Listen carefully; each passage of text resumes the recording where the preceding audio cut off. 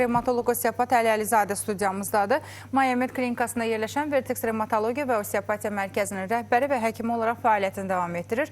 Buyurun, müraciətlərinizi edə bilərsiniz. Mən çox istərdim ki, dayaq hərəkət sistemində bu və ya digər şikayətlə həkimə müraciət edib, hər hansı bir problemlə qarşılaşan və uzun müddət müalicə alıb effektini görə bilməyən, nəhayət nəticə etibarilə tibbi göstəriş varsa cərrahi əməliyyatı üz tutaraq, bu əməliyyatı icra edərək, həyatını əlbəttə ki, davamını yaşamağa cəhd göstərən insanlar var ki, o insanlarda bəzən əməliyyatlar fəsadlarla nəticələnir və ya nəticəsiz əməliyyatla qarşılaşırlar. Bəlkə də buna lüzumsuz, yersiz əməliyyat bir çoxlarına görə bu adı desək daha tam belə yerinə düşmüş olar. Çünki əməliyyatdan sonra bir çoxlarımızda bu ağrı, acılar hələ də davam edir. Əli doktor, nələrlə qarşılaşırsınız? Xoş gördük sizi. Sizi də çox xoş gördük. O sualınıza bir dənə də bənd əlavə eləmək istəyirəm ki, və yaxud da əməliyyatdan sonra 1-2 ay ağrı azalır, 2 aydan sonra ağrılar ya həminki kimi davam edir, ya da yerini dəyişir, formasını dəyişir. Yəni bununla demək olar ki, biz hər gün rastlaşırıq. Bu hansı hallarda baş verir? Birinci növbədə çox gözəl qeyd elədiniz, lüzumsuz, lazımsız, yersiz əməliyyatlar. Bunlar hansılardır? Ümumiyyətlə, fəqərası disk yırtığı görəndə, əsasında bizdə niyəsə biraz böyük ölçülü yırtıq görəndə dərhal əməliyyat barədə düşünürlər, dərhal onu aradan qaldırmaq heç də belə deyil. Yəni, ümumiyyətlə, fəqərası disk yırtıqlarının, istər boyun, istər döş, istər bel fəqərlərinin, fəqərası disk yırtıqlarının tipdə %60-ı, yəni 10 xəstənin 6-sı heç bir müalicə tələb eləmədən, sadəcə biraz həyat tərzini dəyişməklə, biraz əzələ qruplarının yükünün deməli, sinxronlarını bərpa etməklə sağalması mümkündür. Bəzən fizioterapevtik, hansısa prosedur eləmək olar və yaxud da ki, bu dərmanı atdım, sağaldım, hansısa miya relaksant əlavə oluna bilər ki, biraz prosesi yüngülləşsin. O deməkdir ki, o dərman sağaltdı. O həyat tərzini dəyişməsi onu sağaltdı. Yerdə qalır 40%, yəni hər 10 xəstənin 4-ü. 10 da xəstənin 4-ü, o yerdə qalan 4-ünün də biri cərrahi əməliyyata göstəriş ola bilir. Yəni, ümumiyyətlə, dünya statistikasında belədir ki, yırtıq aşkarlanan xəstələrin əməliyyata göstərişi 8-10%-dir. Hər 100 xəstənin 8-i onu cərrahi əməliyyata göstəriş ola bilir. Amma praktika nəyə göstərir? %50-si əməliyyata gedir praktikada. Bu çox ən azı 40%, %40-ı 100%, Azərbaycanda %40, aşkarlar %40 əməliyyata gedir. Yəni o %40-ında 30% lazımsızdır da, məlum məsələdir. Dünyada bu cür deyildir. Dünyada bunun üçün konkret göstərişlər var. Travma nəticəsində əmələ gələnləri bir kənara qoysaq, digər hallarda yaşla əlaqədar deformasiyanın güclü, hansısa keçirilmiş müalicələrdən qəbul etdiyi dərmanlardan sonra həyat tərzi ilə və s. yırtıqların əmələ gəlməsi səbəbləri var. Amma burada ən əsas yeri durur, xəstənin qamətinin pozğunluqları, həyat tərzi birinci yerdə durur. Statik əzələlər, yəni onurğanın arxasında bu fəqərənin arxa çıxıntısının yanlarında olan əzələlərin zəifliyi nəticəsində fəqərələr sağa sola vurula bilər, dönə bilir. Çanağın əyilməsi nəticəsində bel fəqərləri rotasiya uğraya bilir, yəni vurula bilir. Yerini dəyişə bilir və bunun nəticəsində də kompensator yırtıqlar əmələ gəlir. O dediyiniz qrupa aid olan yanlış əməliyyatların əksəriyyəti o kompensator yırtıqlardır. Kompensator yırtıq nə deməkdir? İnsanın qamətini düz saxlamaq üçün, hansısa sinirin sıxışmasının qarşısını almaq üçün əks tərəfdə hansısa fəqərası disk yırtığı yaranır. Biraz da onun ölçüsü böyüyəndə və yaxud da ki, yeri sinirə yaxın olanda o da o tərəfdən başlayır sıxmağa. Yəni, altta yatan səbəb bəlli olmur ki, bunu birbaşa cərrahi əməliyyatı, yanlış əməliyyatlardan gedir. Bədən özünü kör-təbii surətdə müdafiə eləməyə çalışır. Müdafiə eləməyə çalışanda bu cür kompensator yırtıqlar əmələ gəlir. Və o yırtıqda siniri sıxır deyə biz onu oradan yırtığı çıxardanda bədən kompensasiyadan əməliyyatla, bədən kompensator funksiyasından məhrum olur və məcbur olur ki, biz demək olar ki, mən hər gün rastlaşıram. İnsanlar hamıda görmüş olar, qonşuda, qohumda ki, əməliyyat olundu, 6 aydan sonra, 1 ildən sonra həmin yerdə yenidən əmələ gəldi. Aydın, indi hal-hazırda sizin izah etdiyiniz var olan səbəblərdir və əminəm ki, bunu hər xəstə, hər pasiyentə izah edirsiniz. Yaxşı, bəs bunu indi o deyir sizi, faydasını görməyəcəksə cərrahi əməliyyata yönəldən həkimlər niyə görmür əvvəlcədən? Eyni yerdən 3 dəfə əməliyyat olunan xəstəmiz var. 3 yoxu 7 dəfə əməliyyat olanlar Yox, yəni bu saat bizdə olanı hələ görmüşəm 6-7 dəfə. Deyirəm, yaxşı, bir dəfə əməliyyat olundu, xeyri görmədin. İkinci dəfə oldun, görmədin. Üçüncü dəfə niyə olurdun? Yəni söhbət fəsadlı, uğursuz əməliyyatlardan getmir. Əlbəttə ən peşəkar həkimin əlində belə, yəni bu uğursuzluq nisbətinə baxanda hansısa faizlərlə, statistik məlumatlarda Bəli, biz onu saymırıq. Dəqiqliklə aparılan əməliyyatlarda belə insan faktoru, həkim faktoru və s. biz o barədə danışmırıq. Mövzu tamamilə başqa mövzudur. Yanlış yerə çəkməyək. Mövzu nədir? Yəni lazım olmayan yerə əməliyyatlar eləyirlər. Ola bilər indi hal-hazırda ekran qarşısında əyləşən tamaşaçı belə bir sualla özünü narahat etmiş olur ki, hardan bilirsiniz ki, əməliyyat yersiz əməliyyatdır və ya lazımsız yerə icra olunub. Hardan bilirik? Əməliyyat gəlir, var olan ağrıların yenidən baş qaldırılması. Bu sırada artıq həkim izahını verəcək. Ağrı neyropatik ola bilər, ağrı psixoloji ola bilər, hətta mexaniki ola bilər. Madəm sən bu səbəbləri bilirsən, o zaman altda yatan səbəbi niyə araşdırmadan əməliyyata alırsan xəstəni? Bilirsiniz, onu məsələ orasındadır ki, onu öncədən bilmək də mümkündür də. Onu deyirəm. %90, %95 onu öncədən bilmək Sonradan mümkündür. mənə ağrı verən səbəbi bilir, amma əməliyyat öncəsində ağrı verən səbəbi bilmir. Çox qəribədir. Demək olar ki, həftədə bir dəfə, 2 dəfə mən bu səhvlərin ən kobudunu deyim, ən kobud yol verilən bir xəta. Həftədə 1-2 dəfə mən bu cür xəstəylə rastlaşıram. Xəstənin məsələn dizində kontraktura var, artroz olub, məsəl üçün hansısa güya körtəbii müalicələr aparıblar, dizdə əmələ gəlib kontraktura. Kontraktura nə deməkdir? Diz oynağının axıra qədər ya açılmaması, ya da bükülməməsi. Kontraktura əmələ gələndən sonra yerli ağrı hər saat olmur. Demək olar ki, ağrı olmur. Çünki ağırlıq mərkəzini dəyişir sağlam tərəfə, birazdan sonra sağlam tərəfdə. İndi bunu qoyuruq kənara. Xəstədə kontraktura var, bir dizi açılmırsa, xəstənin həmin tərəfdən çanağı əyilir. Orqanlar öz yerində düz durması üçün, onurğa düz dayanması üçün çanaq həmin tərəfə əyiləndə onurğa əks tərəfə burulur. Nisbətən əyilmiş olur. Bu kontraktura biraz dərəcəsi bucağı artıq olanda və yaxud da ki, biri var bir neçə ayda əmələ gəlmiş kontraktor, biri var bir neçə ildir. Artıq xəstə o dizinə adət edib, bir tərəf üstə axsamağa da adət edib. Bir neçə ildən sonra həmin əks tərəfdə kompensator yırtıq əmələ gəlir. Və həmin kompensator yırtıqda siniri sıxırsa, burada başlayır işalcıq ağrılar, həkimə müraciət elədi. Həmin kompensator yırtığı oradan götürsək, ya qonşu fəqərədə, ya fəqərarası diskdə, ya da həmin yerdə 2 ayla 6 ay yəni 6 ay çəkmir, əsasən 2-3 ay sonra ondan da böyük yırtıq əmələ gələcək və digər fəqərarası disklərdə zədələnəcək. Bu 100% belədir. Çünki niyə? Səbəb orada durur. O kompensator əmələ gəlmişdir. Yəni, ən çox lazımsız əməliyyatlara rast gəldiyimiz hal bu haldır. Hətta mən keçən həftə bir dənə elə xəstəylə rastlaşmışam. İkinci dəfə əməliyyata götürüblər, həmin fəqərələrə implant qoyublar ki, bir də əmələ gəlməsin. Arxeonul da bir də əmələ gəlməyəcək. Xəstə yenə də ağrıdan ölür, tərpənə bilmir. Sadəcə olaraq xəstənin bir dizinə baxan olmayıb ki, görək bu kontraktura çanaq əyridir, bu kompensator yırtıqdır. Başqa kompensator yırtıqlar da var. Amma da bu o qədər kobud gözə görünən, gözlə belə aydın olan bir haldır ki, bunu bilmək üçün o qədər də böyük bir praktikaya da ehtiyac yoxdur da. Sadəcə xəstəni uzadıb baxmaq mümkündür ki, görsən ayağın bir uzundur, bir qısadır, kontraktura var, diz açılmalıdır. Bu dizin kontrakturası həll olmadan sənin belinin ağrısı kəsilə bilməz.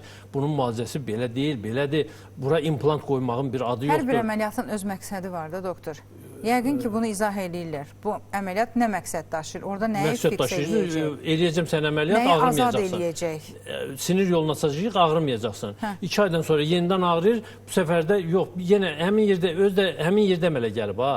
Həmin yerdə bir də əmələ gəlib, daha bu dəfə implant qoymalıyıq. Niyə? Məqsəd nədir? İmplant qoydu, onun implantın üstündəki və altındakı 2 fəqərəni sıradan çıxardı bu dəfə.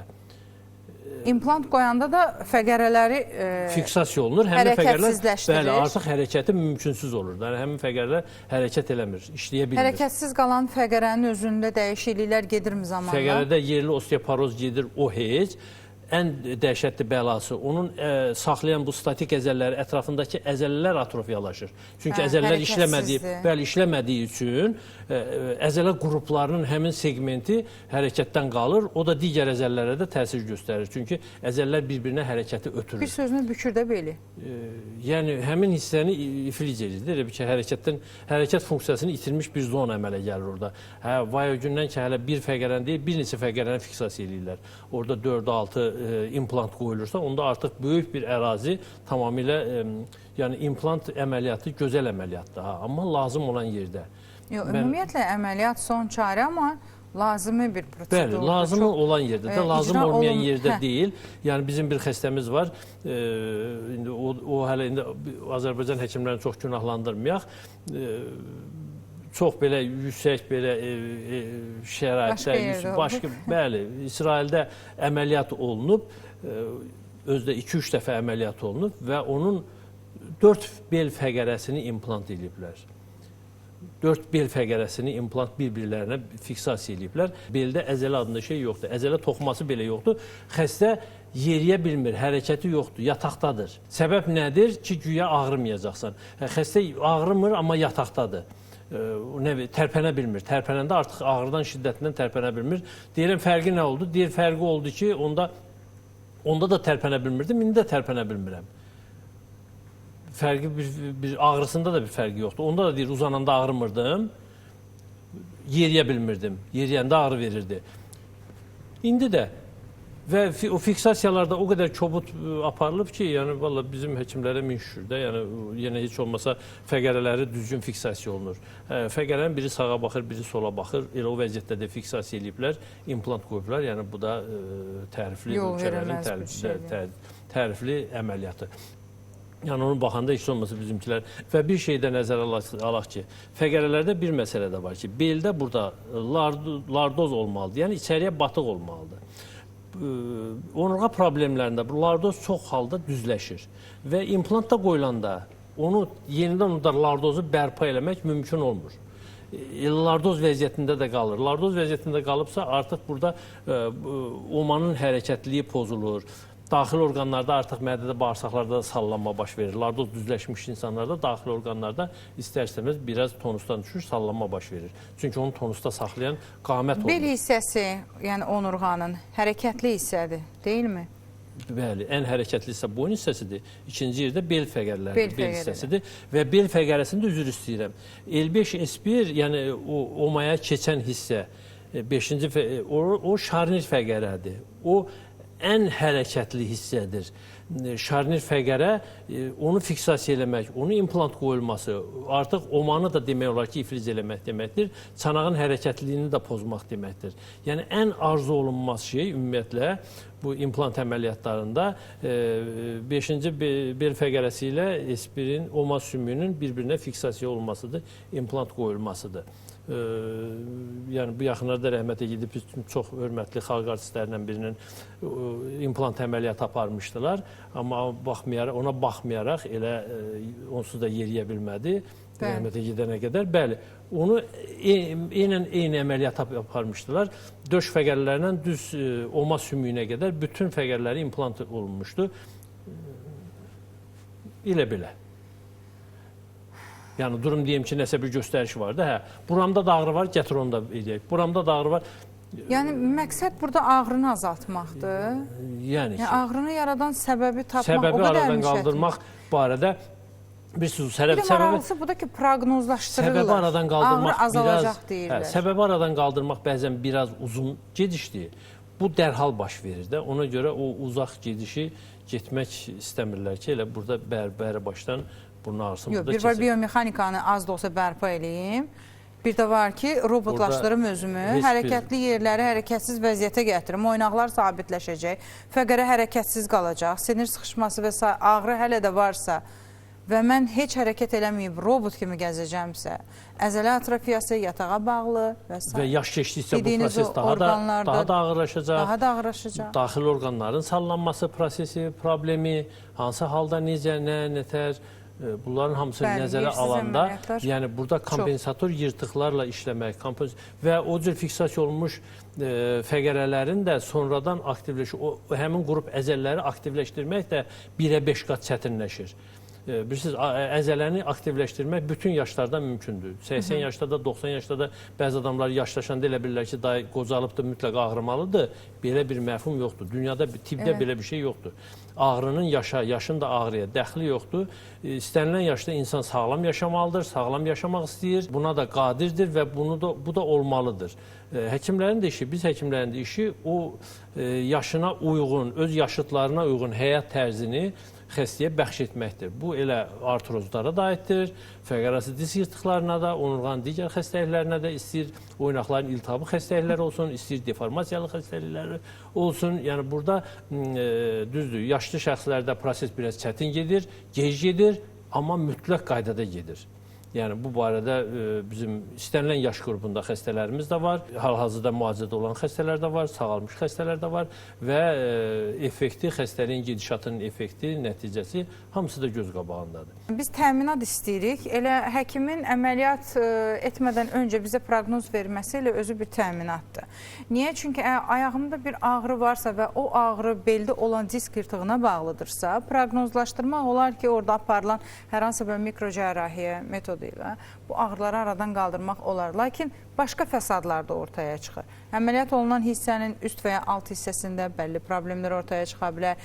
Bitişməmə dediyimiz hal, implantların qırılması, sınması, həm də orada prosesin hansı sürətlə getməsi, xəstənin yaşı, çəkisi, yanaşı xəstəlikləri, hamısı, yəni həm əməliyyat zamanı, həm müalicə zamanı nəzərə alınır. Amma bu o demək deyil ki, elə bütün xəstələr, bütün fəqərası disk yırtıqları müalicə olunmalıdır və yaxud da ki, o anlama gəlməsin ki, hamısı əməliyyat olunmalıdır.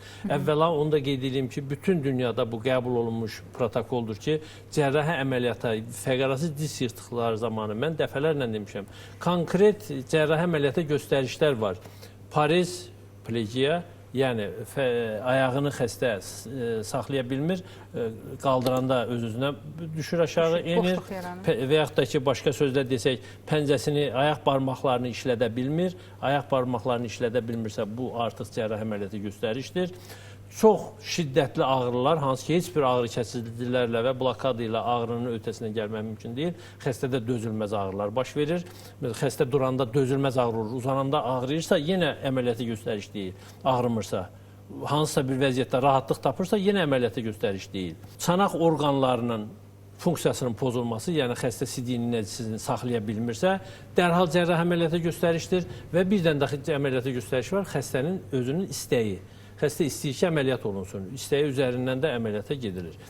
Vəssalam, orada nə yırtığın ölçüsü dəxli yoxdur, nə foraminal, paramedian, ekstraforaminal, hansı formada olmasının əməliyyata və yaxud da dəxli yoxdur və bu 4 amil yoxdursa, burada cərrahi əməliyyata da göstəriş yoxdur. Az öncə maraqlı bir fikir söylədiniz. 3 ay, 6 ay, 5 ay, məsəl üçün uzun müddətli reabilitasiya, müalicə daha doğrusu almaq yerinə qısa yoldan sağalmağa cəhd eləyən, yəni o fikirdə, düşüncədə olan həm pasientlərimiz var, həm həkimlərimiz var, ayrı bir məsələ. Burada individuallıq əsas rol oynayır. Nəyə toxunmaq istəyirəm? Bəzən də o problemi özümüz yaradırıq. Bəlkə də əməliyyat ən yüksək səviyyədə icra olunub. Bəlkə də hansısa gələcəkdə ola biləcək ən ağır patologiyanın qarşısını ala bilərik. Amma əməliyyatdan sonra reabilitasiyaya getmək. Niyə? Çünki reabilitasiyaya gedə bilsəydi, getmək istəsəydi, elə əməliyyatdan öncə fizioterapiyaya gedərdi, müalicə. Məhz ona görə o insanların da biraz... Bəli, o cür hallarda isə əməliyyatdan sonra onun bərpası, reabilitasiyası çox vacibdir ki, gələcəkdə başqa fəsadın baş verməsi prosesini önləsin. Çünki bir fəqərədə əgər yırtıq əmələ gəlibsə, o deməkdir ki, qonşu fəqərələrdə də ən azından protruziya və yaxud da ki, mikrozədələnmələr artıq var. Heç olmasa o digər fəqərələrin qarşısını almaq lazımdır ki, əməliyyatdan sonraki etapda xəstə sağalanda digər fəqərələr də sağala bilsin ki, orada yüklənmə prosesi pozulmasın, qeyri-adekvat fiziki yüklənmə prosesi pozulmasın və 3 ay sonra, 5 ay, 1 il sonra yenidən başqa fəqərədə yırtığın əmələ gəlmə tendensiyasını pozaq və yaxud da ki, qarşısını alaq və yaxud da ki, xəstə bir daha ağrımasın. Elədir. Doktor, regionlara səfərimiz varmı? Bəli, regionlara inşallah gələn bu ayın 17-sində bir dənə Lənkərana səfərimiz var. Lənkəranda yeni bir mərkəzimizin açılışı olacaq inşallah ayın 17-sində. Xeyirli uğurlu olsun. Bərpa mərkəzidir, Bərpa Med adı ilə. Orada Föst klinikanın yanında yerləşir, elə yaxınlığındadır. İnşallah ayın 17-sində orada olacağıq. Həm xəstə qəbul edəcəyik, həm klinikanın açılışını eləyəcəyik. Qalan xaçmaz Gəncə məsələlərini hələ planlaşdırmamışıq. İndi o da qalan da hər həftənin 5-ci günü Sumqayıtda xəstələrimizi qəbul edirik. Qalan günlər Mayamed klinikasında. Hələ ki, məsələ bu cürdür. Fəaliyyətimiz davam edir. Bəli. Var mı sonda demək istədiyiniz tamaşaçılarımıza? Yəni, biz əməliyyatlardan yayınmırıq. Tibbi göstəriş varsa mütləq bu olunmalıdır. Amma həqiqətən o verilən göstəriş tam doğru zamanında verilib. Bax, o sual altındadır. Məhz ona görə doğru ünvanı, doğru həkimi axtarıb tapmaq və zamanında müraciət etmək biraz tənbəllikdən irəli gəlir, bilmirəm. Bəli, həm zamanında əməliyyat lazımdır, həm də əməliyyatdan sonraki prosedurlar düzgün icra olmalıdır. Və bəzən də əməliyyata qədər o icra olunan prosedurlar iş gətirib əməliyyata çıxartmır, qarşısı alınır, önlənir. Digər kompensator əmələ gələn yırtıqların da əsas səbəbi aradan qaldıranda nəticə zaten düzəlir.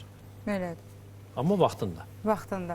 Təşəkkür eləməli doktor, xoş oldu sizinlə görüş. Mən sizə təşəkkür edirəm, çox sağ olun. Minnətdarım. Bir daha xatırladım, revmatoloq osteopat Ali Əlizadə studiyamızın həkim qonağı idi. Buyurun, müraciətlərinizi Mayamed klinikasında yerləşən Vertex Revmatologiya və Osteopatiya mərkəzinə edə bilərsiniz. Qısa aradan sonra yenidən qarşınızdayıq.